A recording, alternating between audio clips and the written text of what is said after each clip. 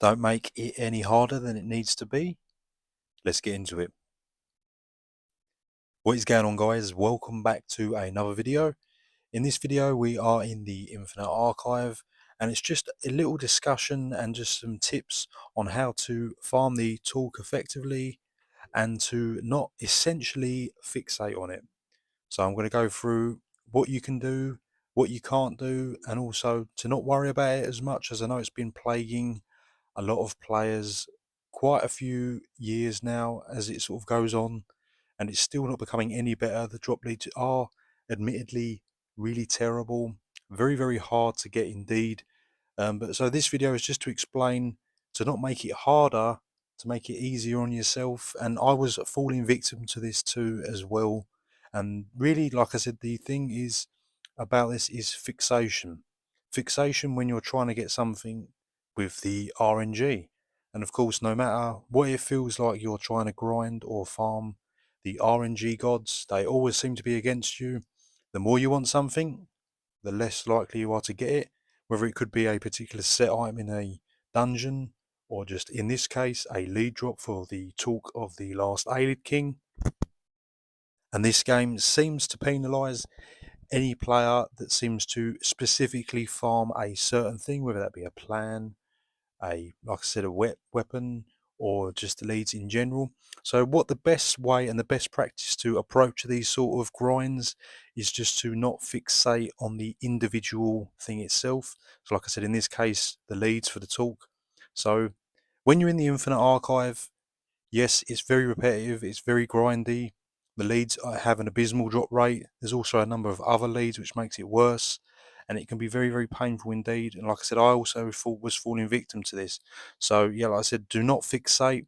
And what you can do instead is turn your attention to see it as a gold farm or a gold grind. So in the Infinite Archive, you can actually make quite a lot of gold. I do believe the YouTuber, the Hyperexes, I think that's how you pronounce his name, he made a brilliant gold guide. I'll drop a link here and I'll show you the thumbnail of how to make a lot of gold with the archival fortunes. So, to be honest, the more you're in here grinding for those leads, the more gold you can essentially make. So, see it as a gold farm and just the leads as a bonus rather than that being the sole reason you're in here. Because, like I said, I was the same. I was getting frustrated because you only wanted that, nothing else. That's all that mattered. And like I said, the more you want it, just for some reason, just the less chance you've got of it actually dropping. So see it as a gold farm, guys, as well, with the archival fortunes.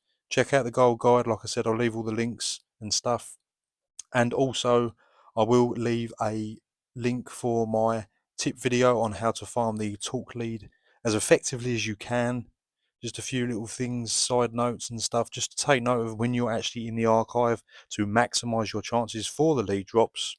And another thing I would say is also, there's also some really great sets in the Infinite Archive that do go overlooked quite a lot. So, for example, we have the Pyroband, the Dragon Knight set, very, very strong dot set, just a bit like Way of Fire, but even crazier, to be fair.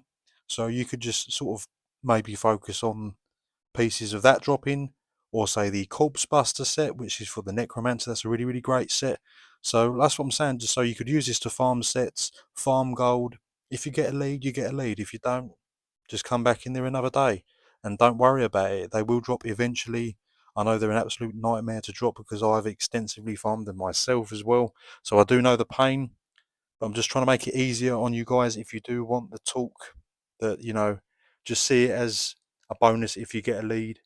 Go in there for the gold farm, go in for their sets, just enjoy the archive as much as you can, and go in there with multiple goals rather than just one singular goal. It's the same when I'm farming like furniture plans. Like I say with the red guard, I only want specifically red guard, nothing else matters, and they just never drop. So, but if you're open to everything that you're going to get in here, then obviously you can also use that as well. Even the XP is not too bad, as particularly if you're with, another player who's very, very strong and you're getting through it really, really quickly. So just take it upon yourself just to not fixate and just sort of be a bit more open-minded, as I should have been as well. I'm not just saying it was just, other players. It was also me. I fell victim to this. Just be more open-minded. Like I said, the longer you're in there, the more gold you're going to make with the archival fortunes. You're going to pick up more set items. And I said, just see the leads as more of a bonus rather than why you're specifically in there. So hopefully this video is helpful to you guys. Like I said, I'll drop all the links in the description below. Drop the video a like and subscribe to my channel, guys. I'll see you in the next video.